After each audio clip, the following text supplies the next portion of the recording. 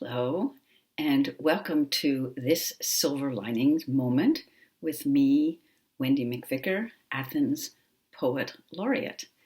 So we're at the end of March, and I would like to read a poem today by my friend, Athens poet Bonnie Proudfoot, who is also a wonderful fiction writer and published this past year a beautiful novel called Goshen Road. I encourage you to go find it and read it.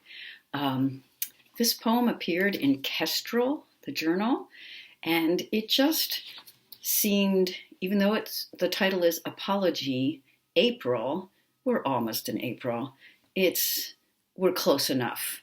So as soon as I read it, I thought, I've got to read this for Silver Lining. And she says, after the title, Apology April, she says, after Alison Luterman's Because These Failures Are My Job. And that poem is another wonderful poem that I encourage you to go look up.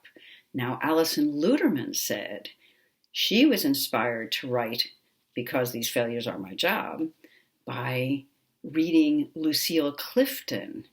And I'm not sure exactly which poem of Clifton's she had in mind, but reading Lucille Clifton is always a rewarding experience, so I encourage you to do that too. All right, here we go with Bonnie Proudfoot's Apology, April. I wish I could arrive on time, but there is silver in the clouds this morning. The earth seems to move when the wind blows, and the stones on the walk somehow shine. Don't get me wrong. I am grateful for good company and good solitude. I am grateful for the crabapple that bloomed first in the row. Usually, nothing comes that easy. I am always afraid that I will run out of time. Clues abound, but I still have no idea what makes a mushroom rise from the leaf-strewn ground. I can't even find that pocket knife I let slip. Now each old tool has more weight.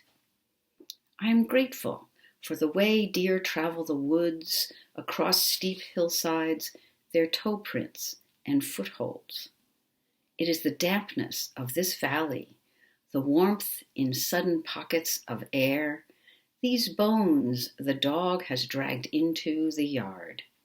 How they remind me of last winter's trees. That's Apology April by Bonnie Proudfoot. And it seems that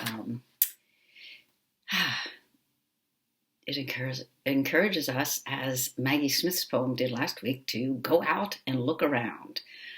There's a lot going on out there these days. And I think it is so. I wish I could arrive on time, but there is silver in the clouds this morning. Sorry, I had to stop and look. I hope you have time to stop and look this week. Things are opening up a bit.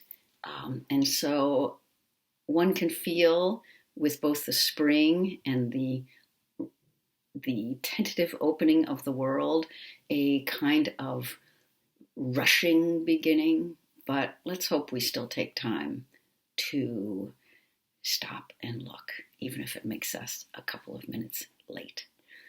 So thank you for being with me, Wendy McVicker, Athens Poet Laureate, for this Silver Lining Moment. I look forward to seeing you in April, National Poetry Month.